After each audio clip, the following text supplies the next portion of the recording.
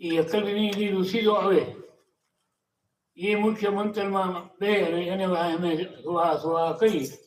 પણ એ પુરુષ આવે તો તમને ફળ મળે તો પછી આપણે તેડાવીએ તેથી એની કેવી તમે તેડવા લાવો કે ના અમને તેડવા ન જઈએ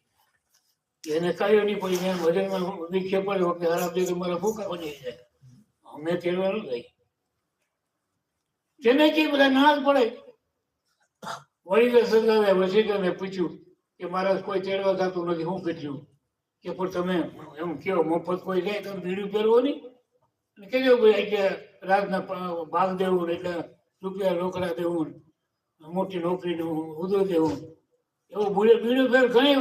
તૈયાર થાય તમે એમનું મફત તેડવાનું કે થોડું કોઈ થાય ભાઈ બીડું કહ્યું કે ભાઈ જે કોઈ ઋષિને તેડી આવશે તેને રાતની અંદર બે ભાગ